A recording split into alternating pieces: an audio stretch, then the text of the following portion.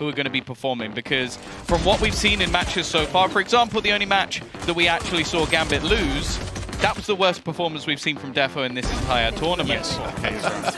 I'm not sure, even though it's what, like 6 PM here in Germany, I don't think I've woken up yet to be able to cope with that sort of play this early on. How has that just happened? And that, we also said, considering how successful this one, but some of the other early rounds have been. I do really like the screen that's being placed as well on the B side. Like, it has a multitude of uses. One of them is able to section off. Actually still alive in the back of that.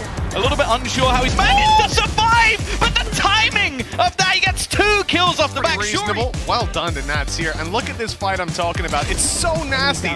They saw the poison orb. I mean, it's their own one, right? They put it down. They must have known there was a gap in it, but they didn't quite expect that Nats would be swinging out wide like that. They are, however, in the same spot we saw previously from G2, where they are 1 off the Blade Storm. So fighting for one of those... Dominating in those early fights. And look at this. It's not often that Nats gets the first bullet and you get to return fire. Yeah, he also picks up the Blade Storm as well. And that was one of the major threats. Now, these early rounds... over. Gambit could have won it by now, but G2 are just clinging to life in these last few scenarios, and this was just ridiculously close. I don't think that keloqz was expecting it. I don't know how he does it so often. That's the thing that's just mind-blowing for me. Like, the player up behind him, and that duel goes their way nicely. Nukia last alive, but he's pulled it into a 1v1. Defo giving away his position on the backside. Nukia knows exactly where he is, but he's got to take him down soon. The time is ticking away. The jump, right-click works out, but the round is not his. Nukia might even fall. Wall up. Nukia's going to have to push right through it. And just, oh, he's going to be spotted. Great angle from Chronicle.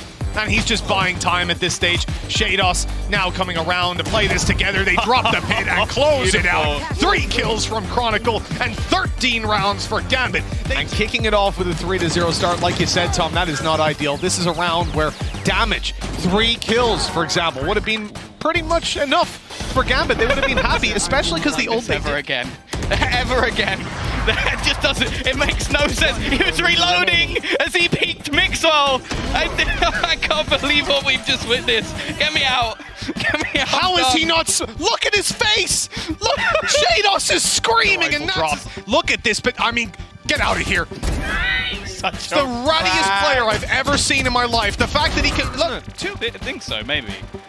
I feel like maybe the round before. Look, they had weaker weapons, so I want to give them a little bit of room on that. It is only 8-0. But this if why they win all 4, it's still doable. Yeah, this is what I was almost saying. It's like, the thing I've loved about this attack side so far is it hasn't just been that static default. Like, as for Gambit as well. Yeah. They won the veto right away.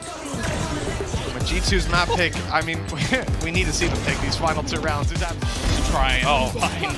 Across keloqz, tag, they lose by one. They'll give themselves a bit of hope, but keloqz looking to drop more players. Another one falls. It is looking all but over. It's on to keloqz to give them anything, and G2 have been humiliated as Gambit make their way through to the final, and who the hell will doubt them now?